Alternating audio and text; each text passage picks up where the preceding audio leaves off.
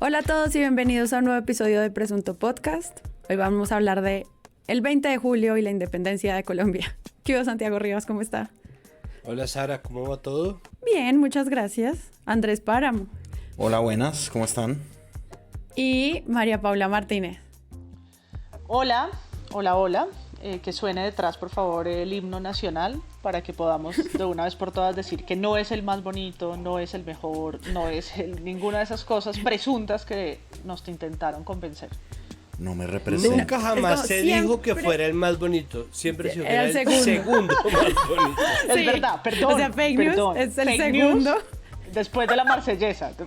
Yo no sé eso, ¿cómo logró Francia armar esa marca tan fuerte de ser siempre el más lindo y los demás siempre son el segundo más lindo? Pero es que el nuestro no es el segundo, ni tercero, ni quinto. No, ningún himno. Ninguno. La Marsellesa. Ni siquiera la Marsellesa. Fue una construcción social. Un Claro, constructo. pero no, un construct. No, pero lo que estaba preguntándome yo era si la Marsellesa fue el primer himno de un Estado-nación, de una república. Yo no sé si Estados Unidos tuvo, como Estados Unidos tiene como 700 canciones / himno, pero tiene un himno, ¿no? And the land of the free. La Marsellesa. Creo que lo que pasa es que es el protohimno, porque hace poco vi yo en Twitter un hilo de una persona que preguntaba, un peruano que preguntaba como, compañeros latinoamericanos, a ustedes también les metieron ese mismo cuento, y resulta que el cuento del segundo himno más lindo del mundo, después de la Marsellesa, se los metieron en El Salvador, Chile, Perú, Ecuador, o sea, está en todos lados. Entonces, lo que me hace pensar es, bueno, la Marsellesa, aparte de ser una muy buena panadería aquí en Chapinero, poco careros, pero es como el himno, es el protohimno, es el prototipo del himno de las repúblicas, ¿no? Entonces Claro. creo que tal vez por eso, y por obviamente el colonialismo y el arribismo y todas esas cosas lindas, pues es más... No, pero a mí sí me encanta que en serio hayan logrado posicionarse como el más lindo y vender esa marca. Estrategia de trending desde hace 1000 años con esa idea. Hace un año hicimos un episodio sobre la independencia en el que analizábamos el cubrimiento de, sobre todo el desfile militar y eso cómo se hacía, y los invito a que revivan ese episodio. Les dejo el link en las notas del episodio si se lo quieren repetir. Y como siempre, esto termina siendo como un tema de ciclos, ¿no? Como muchas cosas se repiten, con la diferencia de que hace un año no había un estallido social, estábamos encerrados en la casa, en uno de los grandes picos de contagio de la pandemia, y este año pues ya viene con la movilización y lo que se esperaba de eso. Entonces, para entender este 20 de julio de este año, quisiera que hablemos un poquito de cómo fue eso de ver a la gente en las calles, porque era lo que se esperaba. Había como lo de siempre, como cómo va a ser la marcha, quiénes se infiltraron, quiénes lo van a, etcétera. Y luego, para los que vayan a escuchar el episodio completo, que sé que son todas las personas, hablemos un poquito del Congreso, ¿les parece? Yo creo que cabe mencionar de primerazo, antes de entrar en todos estos temas, en este popurrí que fue el 20 de julio, y es que muy, muy preocupante que no dejen entrar a la prensa el día de la posesión del Congreso. Sí. Una señal más, ¿no? Una señal más de alerta de este gobierno para la democracia, me parece a mí. De nuevo, cómo llega la información a la gente de lo que pasó en ese circo, también es un tema importante para los periodistas.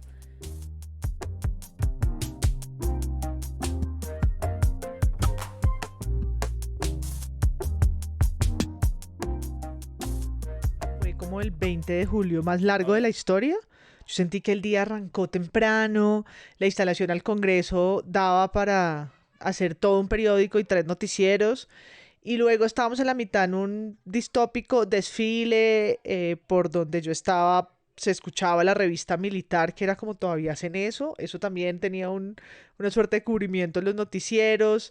Luego, por supuesto, empezó todo lo de las marchas, y luego entonces vino el perfil y todas las noticias alrededor de la elección de los nuevos presidentes y la legislatura.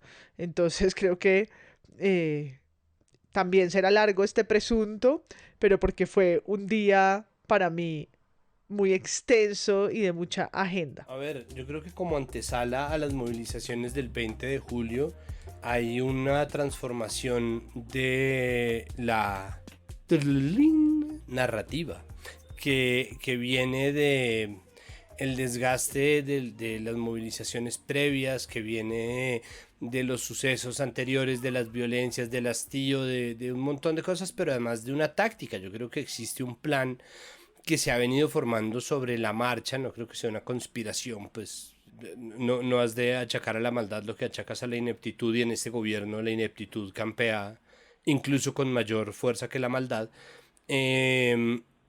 Entonces ha habido un cuento que se ha empezado a contar sobre las primeras líneas, y es que el vacío de representación de las movilizaciones empezó a tratarse de solucionar para mal, sobre todo en las primeras líneas, es decir, la primera línea o las primeras líneas, porque son muchas, muy diversas territorialmente, culturalmente, su contexto, la forma en que han tenido que adaptarse, y sus acciones buenas y malas difieren mucho de una a otra en todo el territorio colombiano.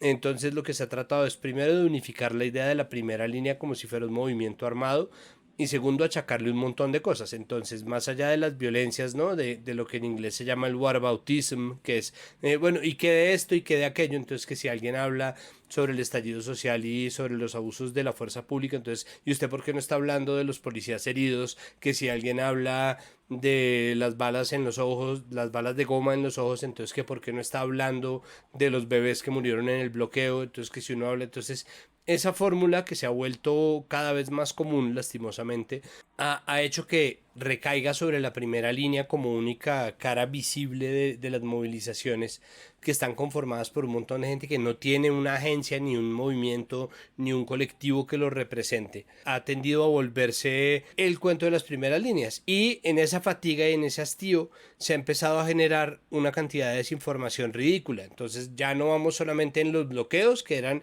el punto del cual la gente se agarraba para decir que la protesta horrible. O sea, ya van en que disparan con armas, hubo una incautación justo antes de las movilizaciones. Entonces en las incautaciones había un libro, muchos cascos, muchos guantes y una bolsa de tornillos y clavos que presuntamente iban a ser utilizados como metralla. Entonces solo eso se utiliza como base para decir que todas las primeras líneas piensan reventar a bombas y metralla, cosa que nunca ha pasado, a los policías, pero además empieza a mezclarse con un montón de noticias falsas, que es como funciona, y esto de verdad es deliberado, este correr de la información y sobre todo de la desinformación. Entonces ya había gente diciendo que la primera línea arrojaba ácido contra la gente, que estaban armados, que tenían entrenamiento militar. Ellos obviamente no se ayudan cuando se pusieron a entrenar militarmente, entre comillas, niños en Medellín, pero ese cuento sobre las primeras líneas creo que es lo que enmarca esa movilización del 20 de julio. No fue convocada por el Comité del Paro, por las centrales obreras, por ninguno de los sindicatos, sino por las primeras líneas. Y las primeras líneas en la práctica no son tanta gente, y son importantes, pero son sobre todo un colectivo de defensa. No tienen nada que ver, o no tenían en un comienzo nada que ver, con la configuración del sistema de la protesta, y ahora parece que sí, y ese cuento es lo que estamos tratando de aprender, pero la gente que ya tomó su decisión obviamente le está siendo pegado de una agenda, y creo que por ahí es por donde hay que empezar a leer el ambiente que se planteó para el 20 de julio. Dice Semana: la peligrosa primera línea, un nuevo grupo criminal, nació en Colombia. Semana destapa en exclusiva la cara oculta de esta organización. Documentos, grabaciones y seguimientos de autoridades a transacciones millonarias demostrarían nexos con las disidencias de las FARC, la Segunda Marquetalia y el ELN. Están haciendo otro grupo criminal.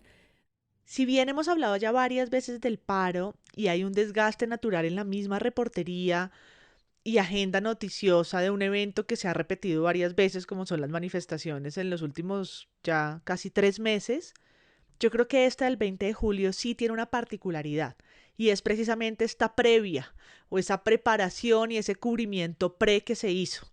De alguna manera, el 28 de abril no sabíamos qué iba a pasar. Todavía no estaban consolidados conceptos como la primera línea, ¿no? Y llegaron los medios un poco a la expectativa de lo que iba a pasar en las calles con la entonces reforma tributaria. En cambio, esta ha tenido 15 días o 3 semanas de anuncios.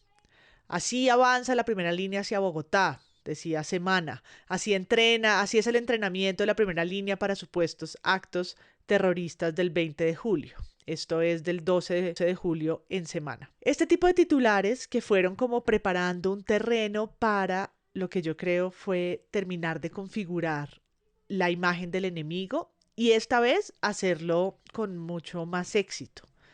Ya dijimos en un capítulo anterior que lo habían intentado con Petro, lo habían intentado con las disidencias de grupos armados ilegales y creo que ninguna de esas pegó, aunque los medios lo intentaron, y esta, con más preparativos, con más tiempo y reiterándola durante varios días, creo que logró un mayor impacto. Son muchos los titulares y las noticias alrededor de las capturas, de los entrenamientos, del perfilamiento terrorista, del mismo concepto de la primera línea como si fuera casi que un grupo armado, ¿no? La primera línea con mayúsculas, cuando son muchas, cuando tal vez no cobija, porque además no es una estructura, no es una organización, no es un movimiento, no tiene esas características, pero creo que en los medios sí vimos como poco a poco este tipo de noticias llenaron la agenda de lo que sería el 20 de julio. Aquí un ejemplo de Blue Radio: capturados 12 presuntos miembros de la primera línea, convocados a manifestaciones en el país para este 20 de julio. Lo que hablaba Santiago de las incautaciones que se hicieron de máscaras, como libretas y pañoletas o qué sé yo, ¿no? Como elementos de la manifestación, elementos un poco absurdos de siquiera mostrar en el noticiero como si fueran de porte ilegal. Tengo más de titulares entre medios digitales también. Algunos en la primera línea se preparan por un combate épico, que es un titular de La Silla Vacía el 15 de julio. Y tal vez uno entre todos que pareciera distinto salió en la FM, que dice que la primera línea de Risaralda apoyará operativos de control para evitar disturbios del 20 de julio. Aseguraron que planean marchas, pero que no quieren que ser saboteados por no manifestantes que quieren es desviar la atención de la marcha, ¿no? Lo cual es como un enfoque distinto y que poco se ve, pero también hay que mencionar aquellos titulares que intentan un poco romper la burbuja de la agenda. Claro, porque además las noticias son del tipo: estas son las restricciones en las capitales. Valle del Cauca, las fronteras están cerradas, toque de queda y ley seca. En Popayán, decretó toque de queda. En Pasto, medidas orientadas a evitar alteraciones del orden público. En Bucaramanga, toque de queda nocturno. Medellín y Antioquia. Y uno dice, pero ni siquiera ha empezado la gente a marchar. Y la noticia es cómo van a frenarla. Pues que se junta con las declaraciones, perdón, Páramo, de Claudia López. Claudia López salió a hablar de vandalismo el 17 de julio, o sea, faltaba 3 días para las movilizaciones y ella ya estaba hablando al lado de los militares y del ministro de Defensa sobre cómo iban a solucionar o cómo iban a atacar el problema del vandalismo. Entonces se vuelve, pues eso es una narrativa, eso es un cuento contado sobre el cual se enfoca todo lo que se va a hacer de ahí en adelante. Y el anuncio de las capturas, ¿no? El anuncio de la vamos a ser eficaces esta vez, tenemos inteligencia, no sé qué, el cambio del uniforme, digamos, también eso fue algo muy, muy para ese día. Yo digo como que la narrativa está totalmente construida. Justamente una de las recomendaciones de la Comisión Interamericana de Derechos Humanos es: no traten estas protestas sociales con la misma forma en la que ustedes trataron el conflicto armado interno, creyendo que hay un enemigo que se los va a comer vivos. O sea, esa es una de las primeras cosas que dice, como eso ayudaría mucho a reducir la polarización, etcétera, que ustedes no estén tratando a su propia gente como trataban a la guerrilla con la misma carga, de todo tipo. Pero la primera línea, los que conforman la primera línea, incluso ya los titulares de los medios de comunicación, son como si ya fueran un grupo criminal. Yo encontré uno de RCN Radio, creo, que decía: capturados 2 integrantes de la primera línea. Sí, es decir, ya es una cosa es un grupo y pesa mucho que se trate de esa forma. Y a mí me impresionó el despliegue de noticias ese día. Entonces tuvimos primero todo esto que sucedió en el Congreso. La palabra clave de todo lo que sucedió fue atípico, ¿no? Todo lo que estaba sucediendo ese día era fuera de lo normal y fuera de lo regular de lo que sucede cada año. Y luego, cuando ya pues se acabó el cubrimiento del Congreso, arrancaron con la marcha. Y la marcha era como una cosa ya muy estandarizada, como eso a lo que nos tienen acostumbrados los medios en elecciones que hacen, que tienen un presentador en el estudio y tienen un montón de focos en otra parte. Cada noticiero además tenía en una ciudad siempre estaban en el puesto de mando unificado, es decir, como un poco lo que decía María Paula, como bueno, ya va a empezar la guerra, entonces estemos aquí con todos estos televisores mirando a ver quién comete un delito.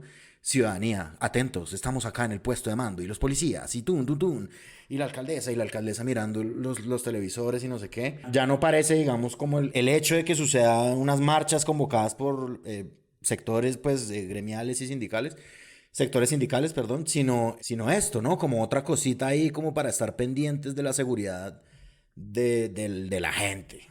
Pues miren que nosotros estábamos hablando hace muy poco del informe de la CIDH y es increíble cómo quien lo leyó lo olvidó y la mayoría de la gente no lo leyó. Solamente la nota de la silla vacía sobre las primeras líneas o sobre la primera línea está lleno de tiempos condicionados, ¿no? Algunos de la primera línea se prepararían para lo que podría ser un combate épico, ¿no? Entonces, que quisieron ser anónimos, entonces dijeron, entonces, claro, volvemos a lo mismo. Hay un cuento ahí en donde es imposible, cuando se trata de fenómenos tan disipados, tan dispersos, es imposible determinar aritméticamente cuál es la proporción de las cosas y nadie está dando ese contexto. Es decir, si yo digo que se infiltró el ELN en la primera línea, pero yo no estoy diciendo que hay muchas primeras líneas distintas y resulta que la primera línea, por ejemplo, en Norte de Santander tiene un comportamiento,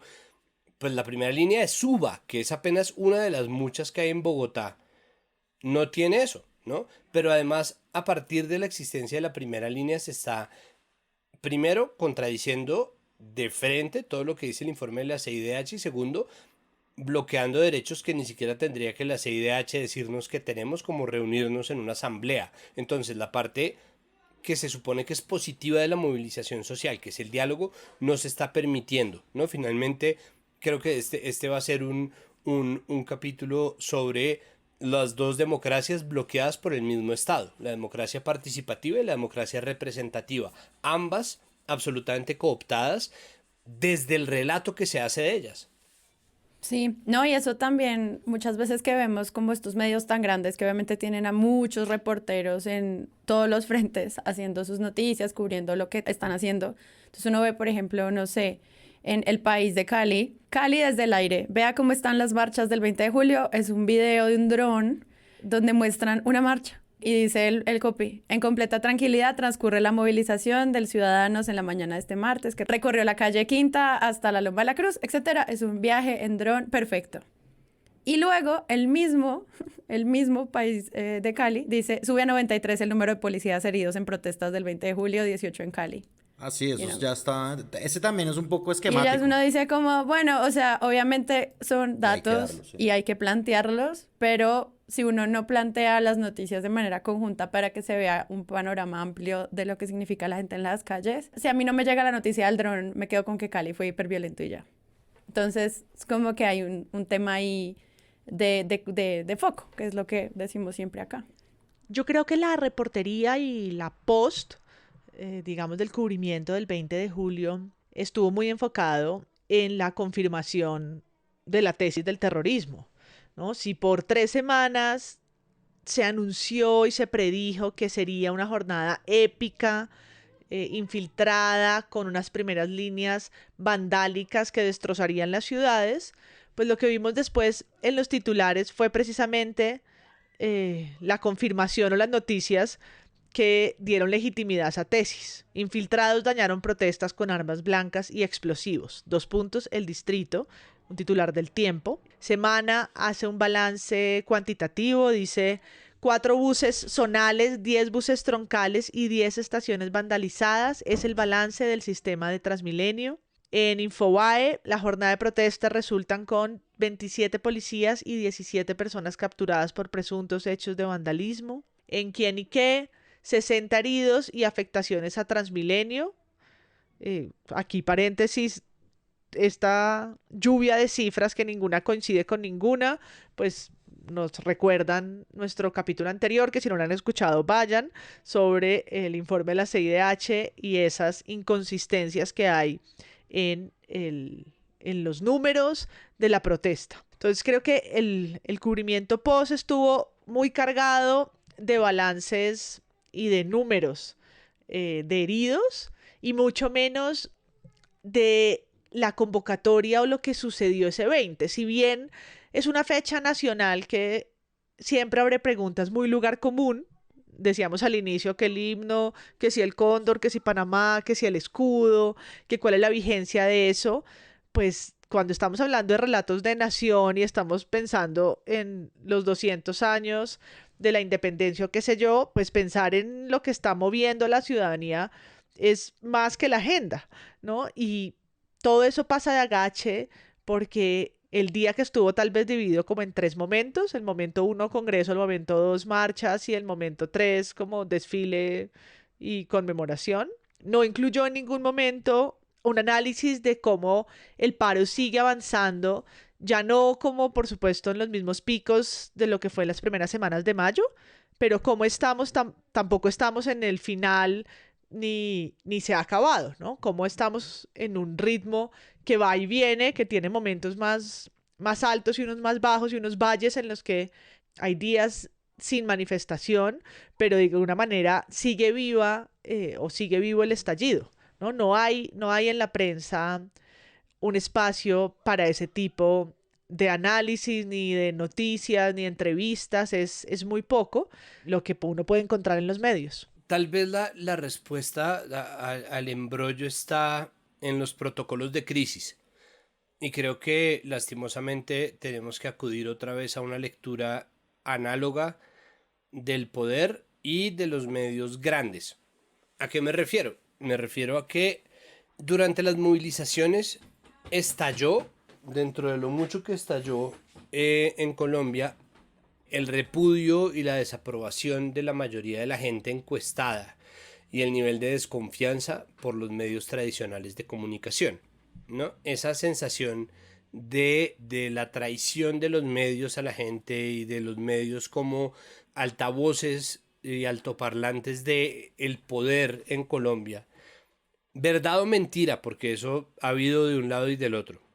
Acabó por generar un rompimiento en las relaciones entre los relatos de la movilización versus los relatos noticiosos. Creo que el 20 de julio es la demostración de lo que pasó cuando ya tuvimos el tiempo de tomar un respiro, ¿no? Que es similar a la estrategia del gobierno.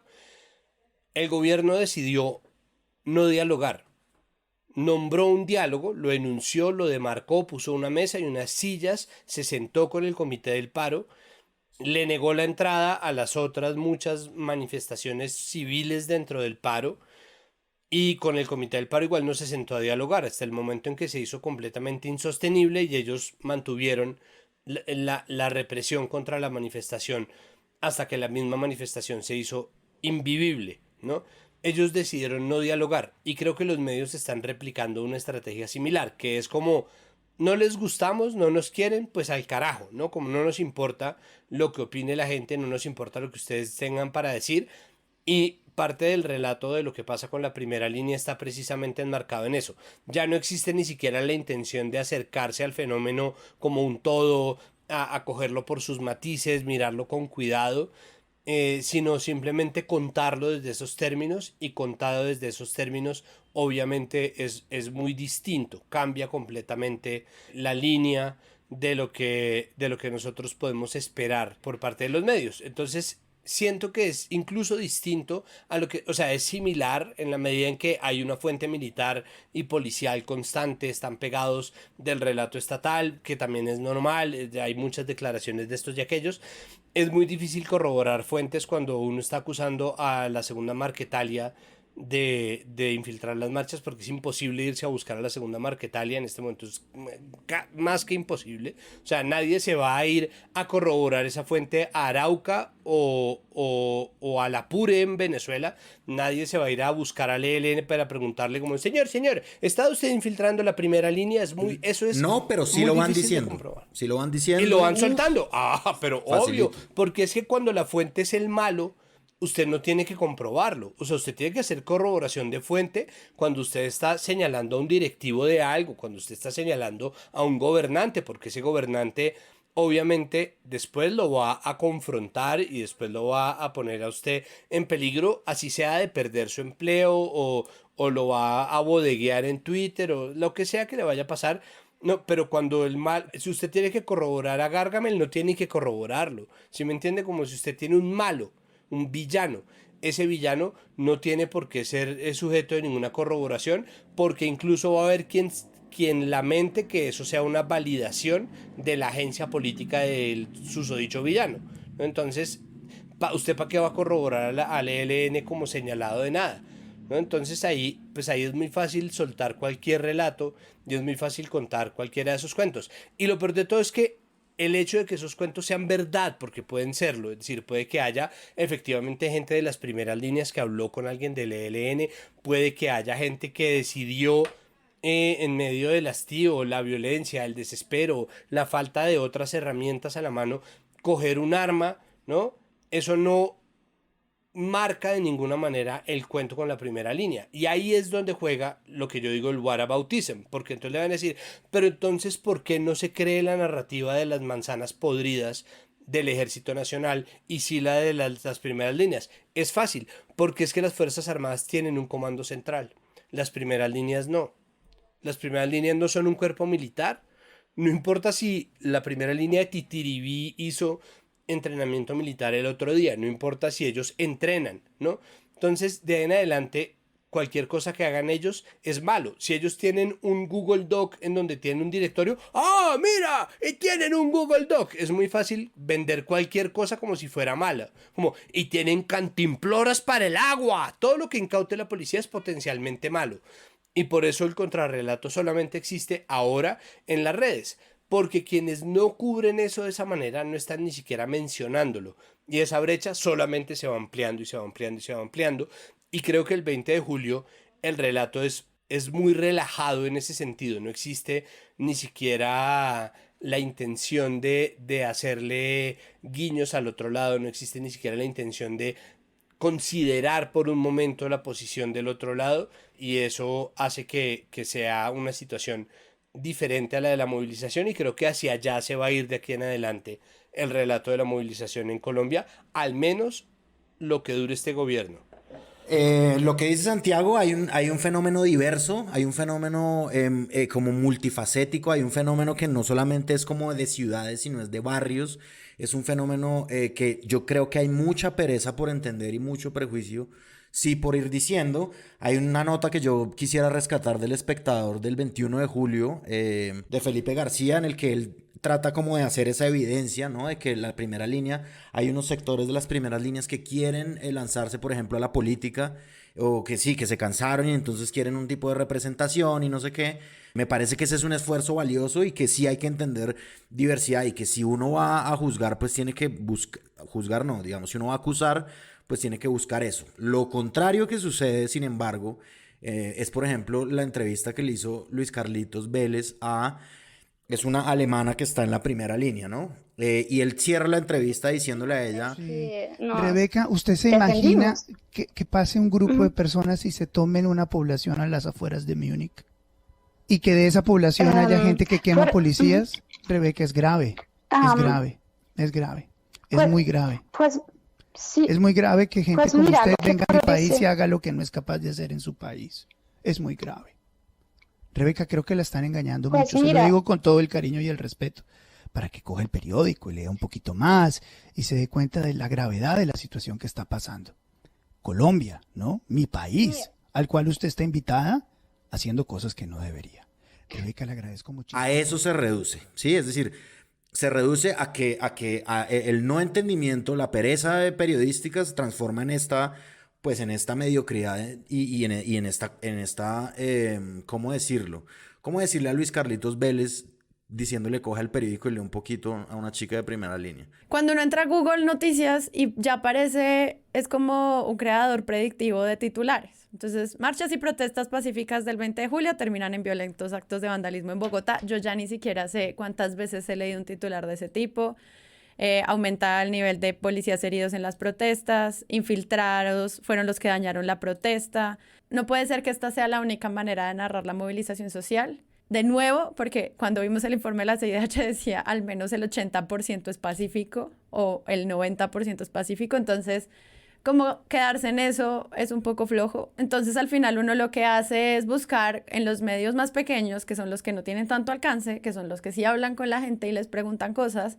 Y allí, por ejemplo, no sé, súper recomendado ver un reportaje que hicieron en 070 que se llama Paró el Paro, en donde hablan con miembros de la primera línea y con personas que están haciendo el seguimiento directo al paro nacional y además hacen un balance de camino a la carrera electoral. Entonces, hay otras maneras. Y lo otro es, por allá al final de la página 30 de búsquedas de noticias, pues empiezan a aparecer, ¿no? Pues que es el 20 de julio, recordemos a Llorente, los platos típicos para celebrar el 20 de julio. Hay otras maneras también, pero siempre queda opacado por el vándalo, ¿no? Yo la verdad me esperaba esto y fue lo que encontré. Me pareció como que iba a ser así y es triste que eso sea lo que uno espera de los medios grandes. Sí, a mí yo solamente quisiera jugar abogado del diablo un momento y decir que sí existe un hastío palpable y creo que eso tampoco se puede subestimar. Es decir, existe muy claramente una fatiga con respecto a la movilización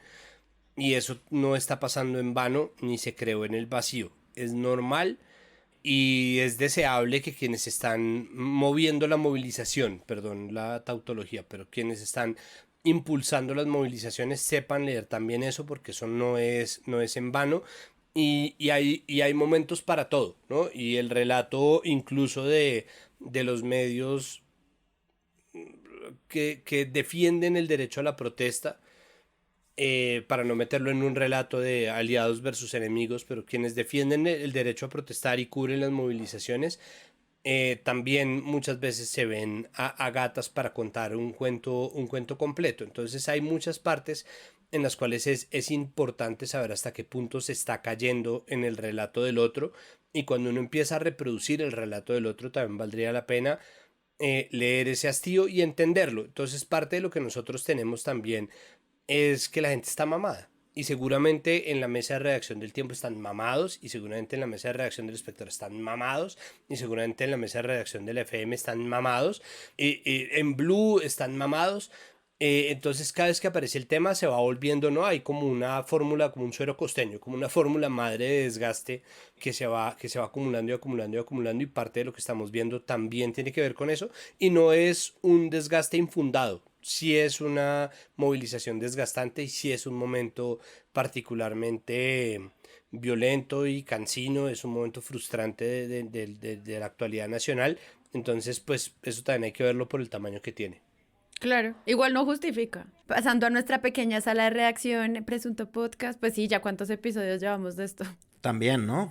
Y está bien, pues porque igual, o sea, analizar cómo la gente se moviliza, pues también demuestra qué están sintiendo y cuál es su relación con la política. Que a mí me parece muy triste que digan, ah, claro, ahora quieren hacer política, como si eso fuera malo. O sea, la gracia es hacer política. O que quieren, sí. Hacerla bien. Ser representante. ¿Qué les gusta aparte de que estén callados? O sea, ¿qué les gusta aparte de que estén callados y jodidos y aguantando hambre? ¿No les gusta que se quejen? No, se quieren lanzar a la política. Increíble. Claro, siempre fue política esta movilización. Es como, sí, queremos representación. Exacto. Bueno. Claro, siempre quisieron algo, ¿no? De acuerdo. Siempre, como... Eso es de las cosas más fácilmente condenables. Claro, lo que está buscando es hacer política y es como... Bueno, ese es el punto de vivir en democracia. Bueno. Exacto. Luis Carlos, tú ya te ganas un sueldo lo suficientemente bueno. Deja que alguien más deja que el Capitán Colombia se gane un sueldo de congresista, o sea, qué sé yo. Y entonces, esto nos da perfecto paso a el Congreso.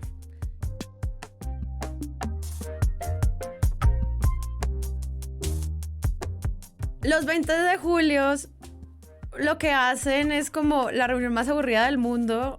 Siempre ponen la nueva junta, más o menos llegó Char la vez pasada, no hizo mucho. Si quieren volver a escuchar el episodio del Congreso con Tatiana Duque, vayan. Se instala la legislatura. Y se instala la legislatura con un procedimiento que es rutinario, aburrido. Ya fue, esto lo tenían acordado, eso es parte como de las alianzas de la oposición, de los quién es independiente, quién es oposición y quién es aliado. Es algo que pasa. Pero como dijo Páramo, esta vez fue atípico. Lo primero es recordar, también lo que dijo Páramo, no dejaron entrar a los medios. Todo el mundo allá se metió sin medios, lo cual era un poco ridículo. Y desde ahí arrancamos el cubrimiento del Congreso el 20 de julio. No dejaron entrar a los medios y aplaudieron a la policía. Eso fue lo que sucedió, digamos, como que a mí me pareció simbólico a todo dar, ¿no? No vamos a dejar entrar a los medios. Voy a dar un discurso el triple hijueputa, ¿no? El discurso de mi vida, malparidos, y oíganme pues, porque un discurso de un país que no existe, evidentemente, y un discurso dado a un recinto en el que sí deberían estar medios, y hay que prender las alarmas de eso, yo insisto, hay que prender las alarmas de que en una democracia pasen esas cosas y sea como un tramitico ahí, ay no, es que eso fue una jornada típica. No, o sea, es decir, no solo es atípico que no dejen entrar a medios de comunicación a la instalación del Congreso, es grave, que es la palabra que yo digo siempre. No, es antidemocrático, es antidemocrático. Es gravísimo para la libertad de expresión, además porque va a seguir pasando como en otros escenarios, que con la mala excusa de la pandemia le respondan a la prensa, no, lo que pasa es que por aforo, porque el límite de los recintos cerrados, lo cual es mentira, porque al otro día estaba el Congreso lleno, estaban los militares adentro del Congreso, y la prensa habría podido estar ahí, tendría que haberlo estado, porque ¿cómo así que no es un evento de interés público? Que lo interesante era la elección, que ahí sí pudieron estar, que esta no. ¿Cómo no? Pues lo que pasó allá adentro nos demostró que en efecto es de altísimo interés público y no es equiparable a ver la transmisión por el canal del Congreso. Vayan y la miran y desde ahí pues cubren. No, como en verdad en gobiernos opacos como este, donde la figura de la rueda de prensa se acabó, donde no se le permite preguntar a nadie nada, entonces pues ¿cuál es la diferencia si al final no queremos hablarles a los medios? Pues preferible que no entren y que simplemente nos escuchen en diferido, ¿no? Y ahí hay un problema grave de acceso a la información, de libertad de prensa, al que no se le están parando tantas bolas. Nada de bolas. O sea, la respuesta es esa. Ay, no, el presidente hizo un discurso tipo el State of the Union de Estados Unidos y, amigos, no están adentro. O sea, hablemos de eso un ratico, porque sí, exacto. Hablemos de eso. Toca pararle muchas bolas, toca prender todas las alarmas. Y parece que no fuera tan importante. La polarización es un relato de cubrimiento a priori, ¿no? Yo estaba en desacuerdo con esto hay que reconocerlo, yo estaba absolutamente en desacuerdo con el discurso de Duque el 19 de julio, ¿no? El man llegó y lo dio el 20, yo comprobé que yo estaba en desacuerdo con él. Y la gente que estaba de acuerdo con él también estaba de acuerdo con él desde el 19 de julio, ¿no? Es como el discurso de Duque va a ser fantástico. Lo que hace que no se deje entrar a los medios es precisamente facilitar este tipo de vicios, que son vicios, son unos super vicios. Esto no puede pasar, es decir, no puede pasar. Duque tiene que tener, o sea, yo tengo derecho a que Duque me calle la jeta y viceversa, ¿no? Yo tengo derecho a sentirme frustrado con la gente con la que normalmente estoy de acuerdo, ¿no? Estaba buscando en Colombia Check precisamente porque Colombia Check sufrió lo que le pasa a todos los que se meten con Petro y el petrismo y con la izquierda cercana a la Colombia humana, y es que en cuanto le hicieron un fact-checking a Petro y a la doctora Carolina Corcho, entonces le cayeron encima que qué tibios, que qué regalados, que estos facilitadores del narcofascismo dictatorial, Uribo, matarife asesino, tibios, bueno, etcétera, etcétera, etcétera. Pues tanto la doctora Corcho como el doctor Gustavo Petro son gente que tiene que ser llamada a cuentas y que es además capaz, como todos los seres humanos, de mentir en pro, además de agendas políticas. Entonces, mejor dicho, simplemente es importante que se habilite el derecho de la gente a decepcionarse de los políticos que quiere o a sorprenderse con los políticos a los que no quiere.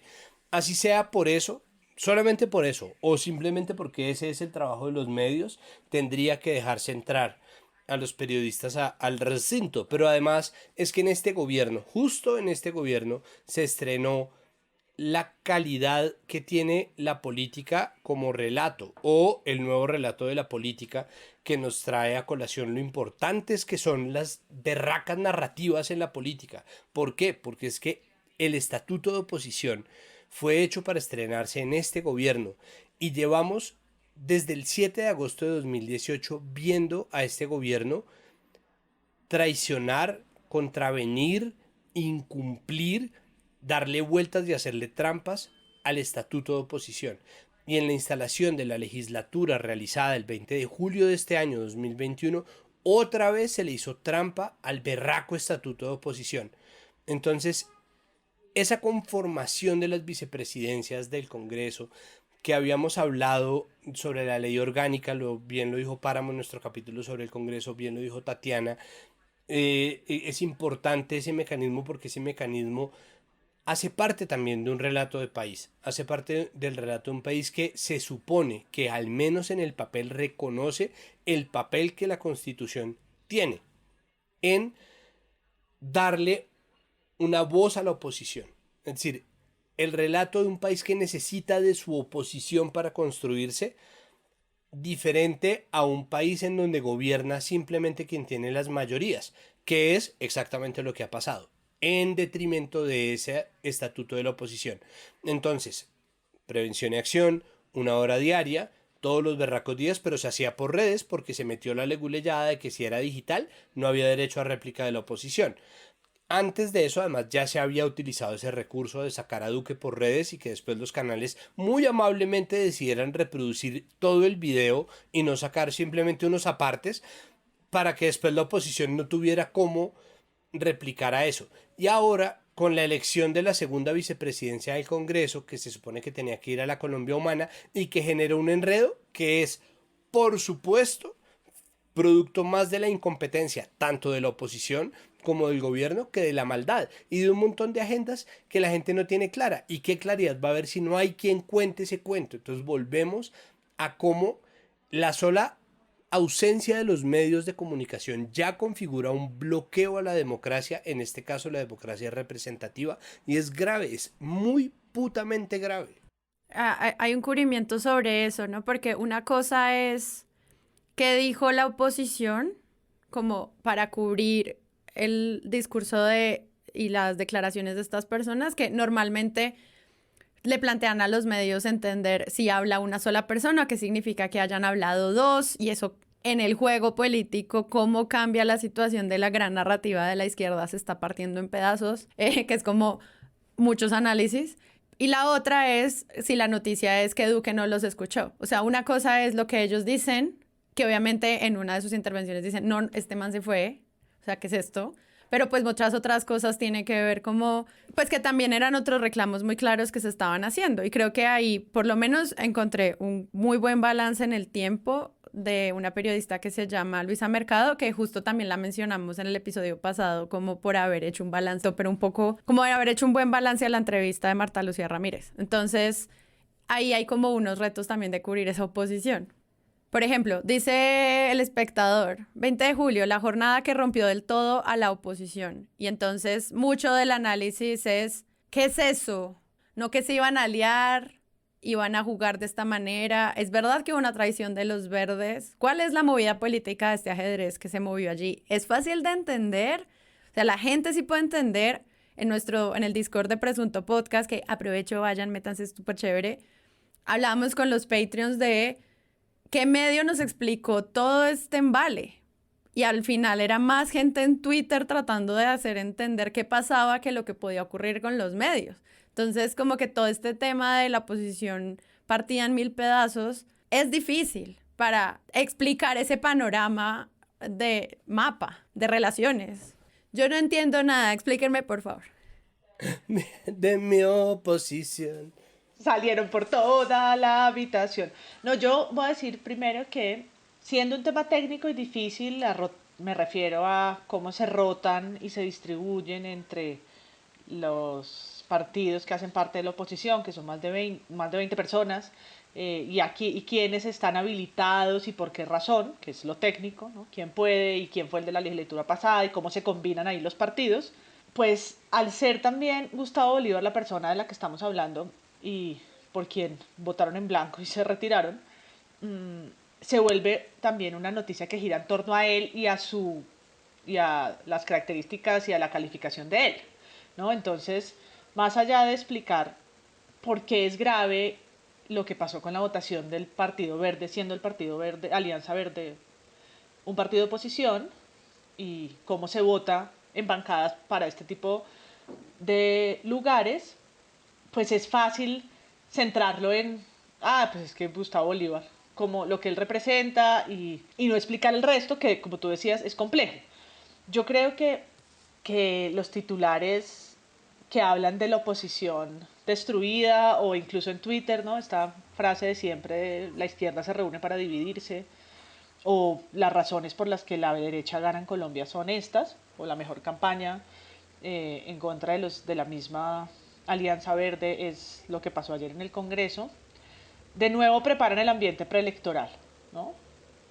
Cómo los partidos que están ahí, 5 partidos de oposición, van a unirse o no y van a salir con jugadas como esta, en la que ahora el Partido Verde es uribista, ¿no? Como se empieza a reducir a unos análisis así de sencillos, ¿no? Claro, ya sacaron el uribismo que hay dentro de ellos y todo de nuevo como muy polarizado y no tan técnico, ¿no? No explicativo, no desde lo legislativo, que es lo que uno debería tratar de entender las implicaciones que tiene de quienes ganaron esos espacios en cambio del senador Bolívar, que estaba técnicamente calificado para hacerlo, ¿no? Habilitado, de un partido, ¿no? Tenía que por rotación ser él.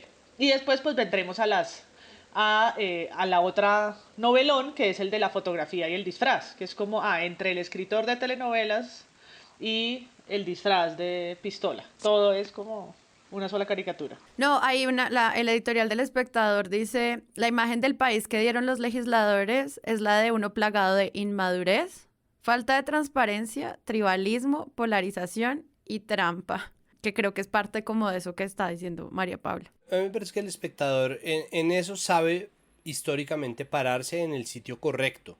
Para mí, obviamente, y para mí el sitio correcto en eso es pararse del lado de la democracia como una idea. Del lado de la Constitución, ¿no? El lado del libro de reglas, como están jugando este juego. Perencejito tenía el ejército rojo en Risk y le hizo esta jugada al ejército amarillo en Kamchatka. Pelearon acá, bla, bla, bla, se conquistaron ¿no? Entonces, el libro de reglas y el deber ser el ideal de lo que es una democracia. Entonces ahí me parece que el lado correcto es eso, simplemente porque ese relato político es un relato político que es la prueba fehaciente y lo viene siendo desde hace décadas de que la objetividad no existe, aprovechando para hacer el in memoriam a Germán Castro Caicedo, que dijo, el que te hable de objetividad es un tipo al que dejó el bus hace rato. Eso no existe, eso nunca ha estado ahí. Entonces ese cuento de la objetividad más valdría reemplazarlo, sobre todo en estos casos, por el rigor.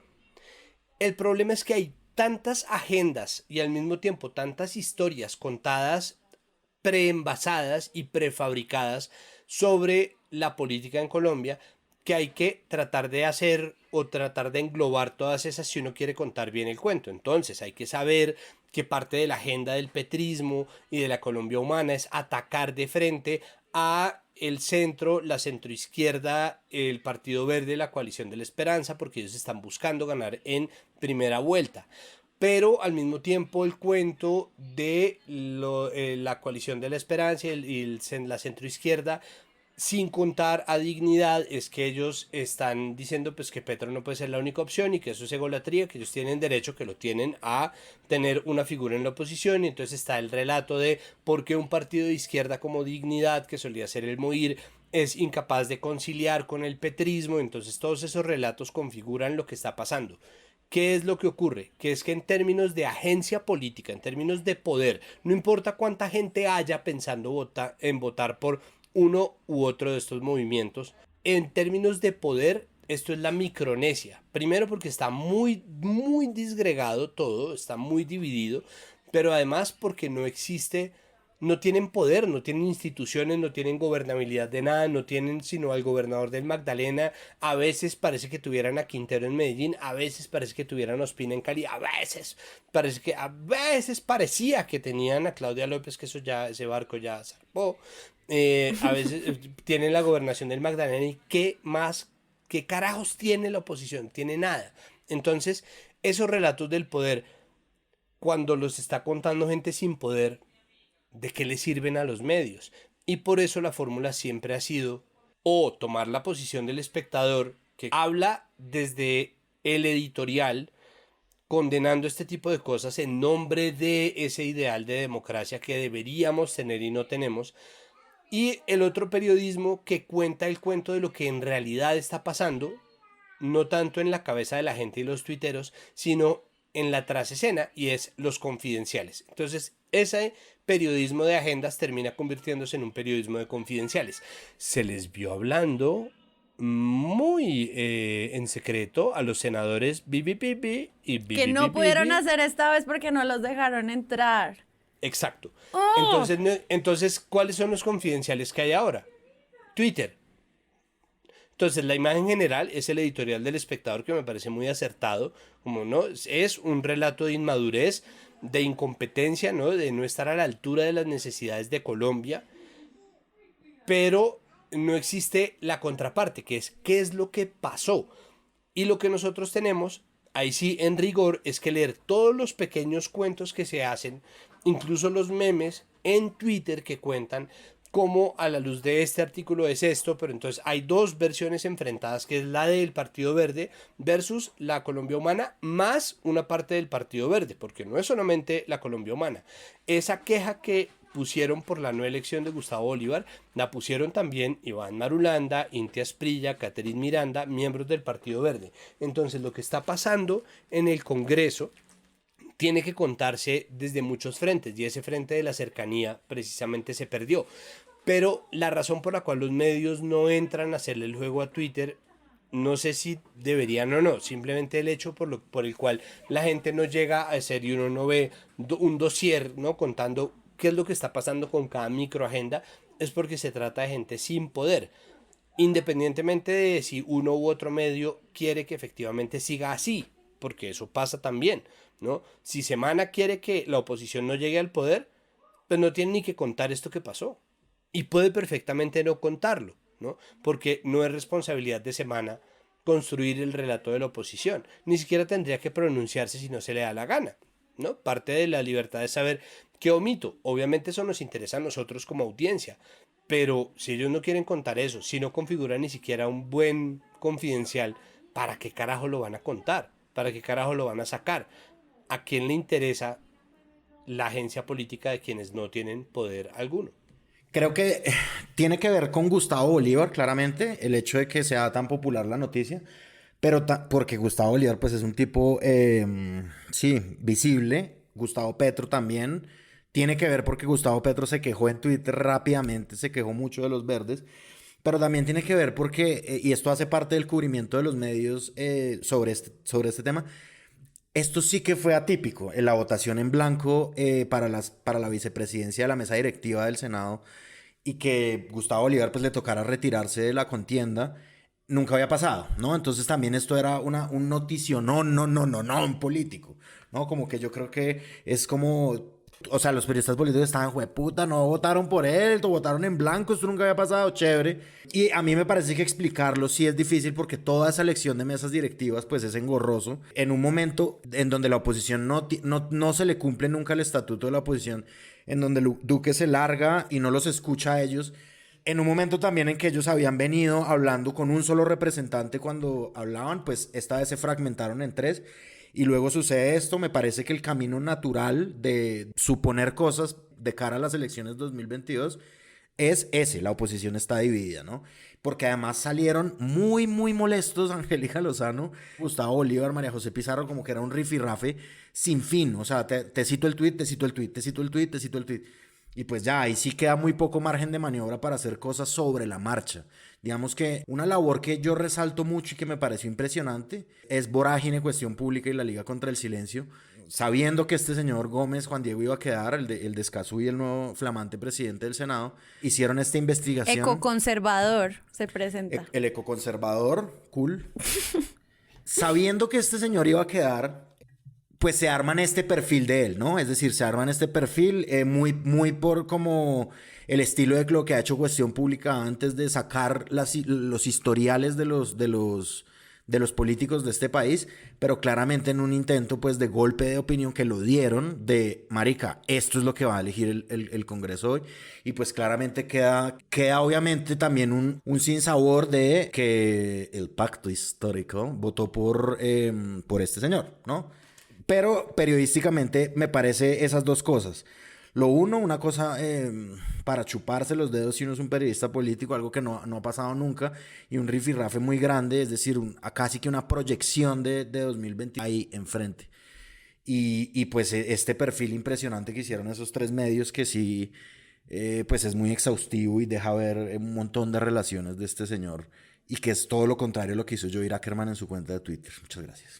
Tienen como que explicarnos que cada 4 años se renueva el Congreso, que según una cantidad de votos que se ha obtenido cada partido, los partidos no pueden repetir las nominaciones. Si las cosas salían bien, o sea, si todo lo que se había analizado de las alianzas y cómo se hacía, pues ya se sabía que iba a estar, pues, este señor Juan Diego Gómez y Jennifer Arias. Entonces, la silla vacía hizo como un perfil de estos son los nuevos presidentes de Cámara y Senado.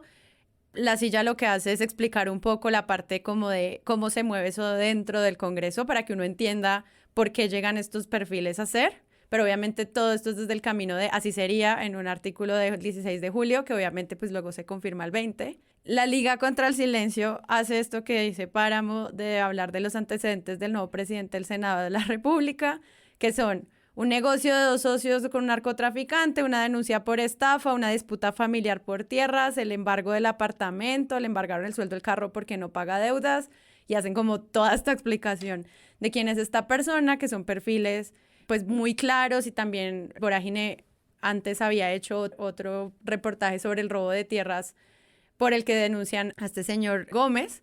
Y algunos hacen como algún tipo de análisis de la familia de Jennifer Arias, de su papá y su hermano, que tienen ahí como un drama.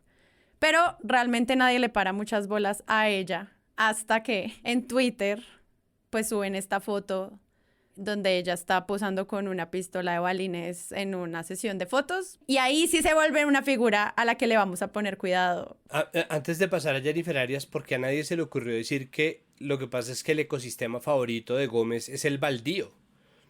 O sea, no sería lo más fácil decir, como es que a él lo que le gusta es el terreno baldío. Eso es lo que él quiere conservar para sí. Él lo quiere, es un conservador conservacionista. Su defensa del ambiente es el baldío. Es apropiárselo, exacto. Ese es su ecosistema favorito, el baldío con sus bichos y sus pastos. Bueno, entonces aparece la foto de Jennifer Arias y de inmediato volvemos a mi palabra favorita de estos 3 años largos, que es la memecracia, ¿no? No, ni siquiera hemos cumplido los 3. Ni siquiera hemos cumplido los 3 años. No sabía que era tu palabra favorita, creo que te la acabo de oír. No digo, mi palabra favorita para describir lo que ha sido el gobierno Duque es que es una memecracia. Y es que todo es susceptible. Nadie les para bolas hasta que son memes. Y en cuanto son memes, dejamos de pararles bolas, porque de inmediato, cada vez que Jennifer Arias diga A, B o C, o sea, puede que diga, me gustan mucho los cachorritos, LOL, 2.3, o que diga que disparen a la cabeza de cada miembro de la primera línea, o que diga es importante que las vigencias futuras se acoplen a la ley 5747 del 4245 del 2020. Cada vez se le va a responder en detrimento de la democracia con el meme. Claro, Sarra, la pistola. Con su momazo. Con su momazo, exacto. Entonces, el meme lo que hace lastimosamente es que nos aparta de una discusión importante sobre cómo debería estar funcionando la maquinaria estatal en Colombia. Y aún así, somos unos excelentes productores de excelentes memes. Sale esta foto y es un meme instantáneo que se utiliza para todo, para moralizar sobre cómo puede ser que una persona una persona así llegue a la presidencia de la Cámara, que no sé si es la foto lo que la apuntala tanto como sus antecedentes, pero ok. O la discusión sobre, ay, cualquier persona tiene derecho a usar un arma de juguete. Es decir, empieza en torno al meme a convertirse en una discusión sobre cualquier cosa, menos lo importante. Fue imparable. Sí, fue imparable. Fue imparable, eso fue imparable. Yo vi, Saray, que tú le hiciste un comentario también, ¿no? Como súper pertinente. Pero ya ahí fue imparable y se volvió también un debate sobre armas. De repente estábamos hablando de, ¿esto es apología a la violencia? No, esto no es apología a la violencia. Dios mío. O sea, eso fue muy rápido, escaló esa mierda. ¿Qué hubiera pasado en el cubrimiento mediático si quien aparece en la foto no es del partido que es y no es mujer? Porque creo que aquí también hay un asunto interesante sobre las imágenes y cómo se habla de ella en torno a su disfraz o performance o lo que sea que estaba haciendo cuando le tomaron esas fotos y sus relaciones familiares o los líos, lastre, como le dice La Silla Vacía, de los antecedentes de su familia. En el perfil que le hacen se nombra, por supuesto, su hermano, que entiendo ha sido condenado. Esperen que tengo por aquí el titular. Su hermano Andrés Eduardo Arias fue condenado en Estados Unidos por narcotráfico y su padre estuvo condenado también a prisión por homicidio en los 90. Entonces, en función de esas relaciones con los hombres de su familia, que datos que no pueden quedar por fuera, y no digo que no sean relevantes, solo que llama la atención para mí la enunciación, como también ese párrafo del artículo de La Silla Vacía que arranca con ex reina, ingeniera, cercana al gobierno y al expresidente Uribe. De nuevo, yo con mi sesgo verde morado, en el que muchas veces no puedo dejar de ver la manera en cómo se escribe sobre Arias versus cómo se escribe sobre el presidente del Senado, ¿no? Y cómo se perfila o se le perfila a él. Y en Blue Radio le sacaron además en cara a María Jimena Duzán la foto que se tomó en Baby Doll. Lo que rescato de este, como no sé qué fue eso, es lo que luego terminó pasando en otros medios del exterior, que es, se filtra una vieja foto de la nueva presidenta de la Cámara de Representantes de Colombia y ¿quién es? Entonces ahí sí es importante hablar de la investigación del hermano Andrés Arias, que fue condenado en Estados Unidos por narcotráfico. Ahí sí vale la pena hablar de la investigación del papá de ella, que fue condenado a 40 meses de prisión por homicidio. Y ya como en ese sentido, lo que habían hecho otros medios de manera muy calmada, como tiene algunos nexos bastante raritos para ser presidenta, como que ha pasado por agache. Esto llama la atención sobre estas dos figuras tan importantes de la presidencia del Congreso. Yo no sé si estoy de acuerdo en que boletearla de esta manera haya sido la mejor estrategia. No sé si hacerlo en Twitter sea periodismo, o sea, que María Jimena Duzán le dice, la buscamos para que nos dé explicaciones sobre esta foto y la prensa dice que eso es Halloween. Es como, no sé si eso es una muestra de periodismo en Twitter, pero lo que sí a mí me parece, y usted me puede decir lo contrario, es, no sé, valioso que esto desate un seguimiento de lo que ya hacen otros medios pequeños como Cuestión Pública, de, serio, parémosles bolas a estas personas, vean con quién está relacionado y veas nuestro nuevo presidente de la Cámara de Representantes. No, absolutamente de acuerdo, pues es que de nuevo, la indignación y el señalamiento, el moralismo son mechas muy cortas, entonces es muy fácil ceder al linchamiento instantáneo de alguien por la foto, más la conversión en meme, entonces más los chistes, más es que esto es inaceptable, entonces hay que entrar a calibrar. Por eso digo, es que por eso los medios también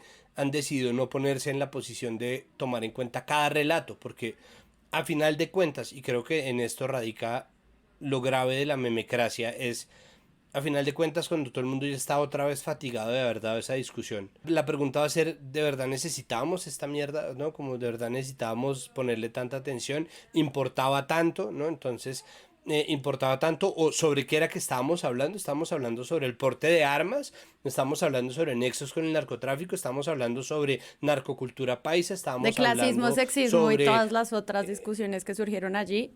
Yo creo que todos esos debates eran exacto, válidos. deontología o sea, política parlamentaria, absolutamente, pero por eso vale la pena conservar bien el foco. Es decir, claro que son válidos, pero ahí un poco está tu pregunta y ¿es eso lo que estamos esperando del periodismo?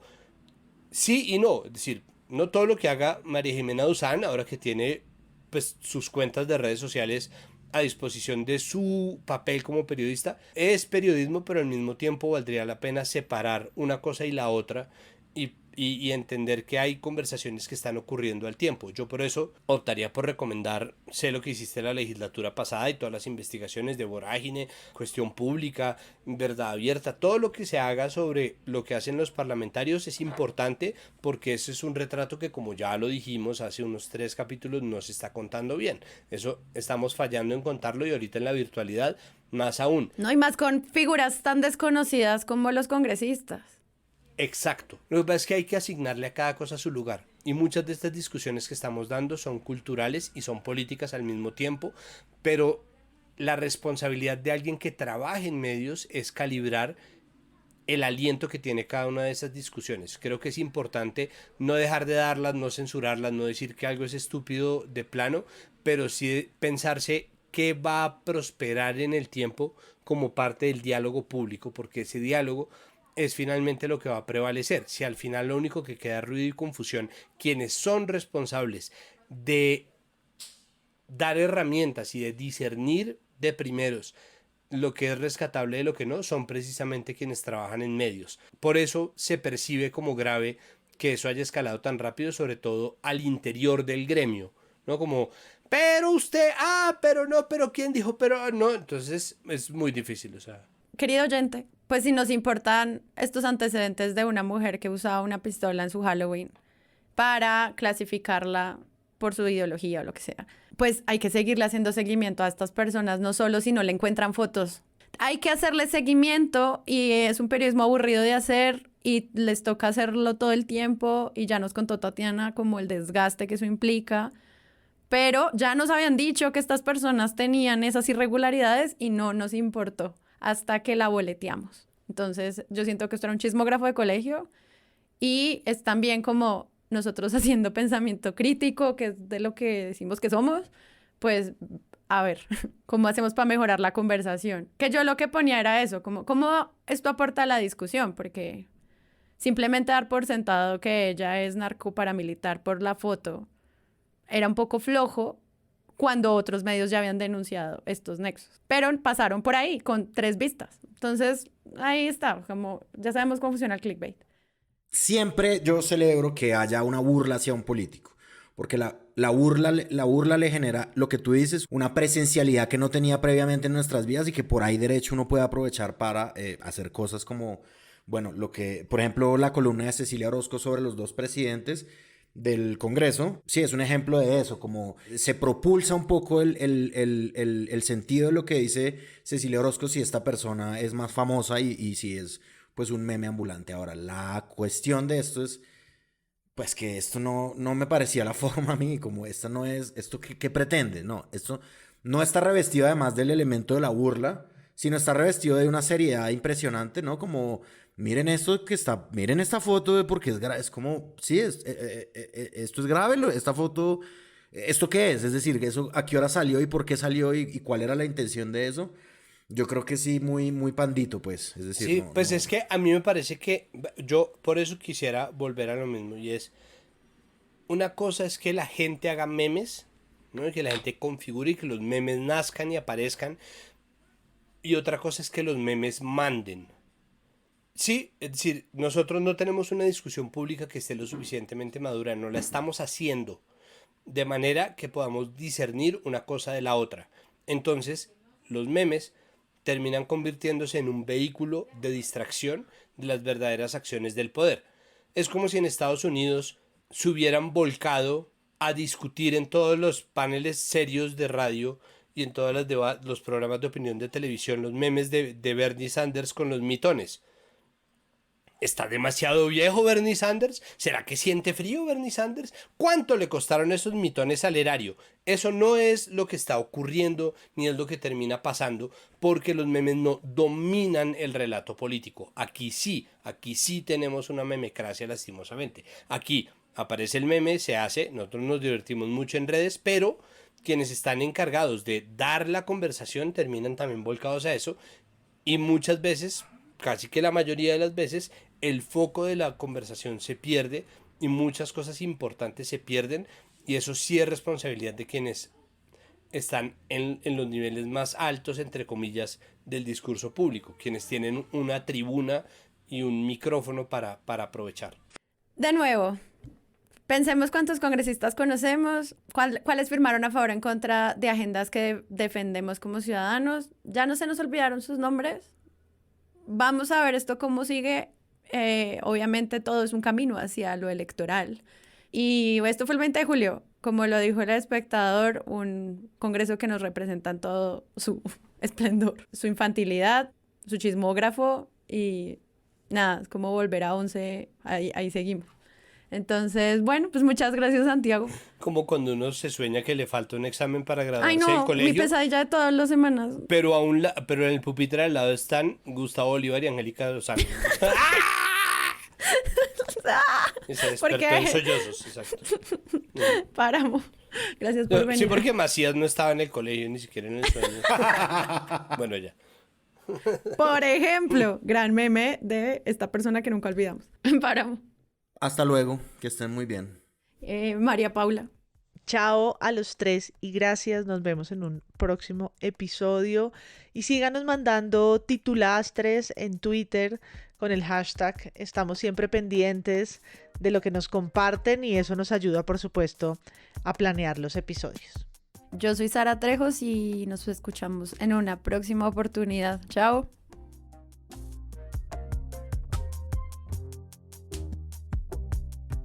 Presunto Podcast es producido por Sara Trejos y cuenta con el análisis de Santiago Rivas, María Paula Martínez y Andrés Páramo. La postproducción es de Rodrigo Rodríguez del Oro Podcast. Presunto sigue creciendo y para ello queremos pedirle su ayuda. Pueden entrar a nuestra página web presuntopodcast.com y vincularse a la comunidad de Patreon. Allí pueden donar mes a mes para que este proyecto siga siendo sostenible. Pero también pueden unirse a cualquiera de nuestras comunidades. Está el canal exclusivo de Telegram para Patreons y la conversación abierta sobre buen periodismo y titulastres en el servidor de Discord. Recuerden, todo en presuntopodcast.com. Presunto es un proyecto de Sillón Estudios, donde también pueden encontrar otros podcasts como Expertos de Sillón y el Festival de Podcast Podcastinación 2021. Gracias a todos por escuchar y si quieren ayudar a que este mundo crezca, recomienden y compartan. Aunque no lo crean, todavía somos pocos escuchando podcast. Yo soy Sara Trejos y nos escuchamos en una próxima oportunidad.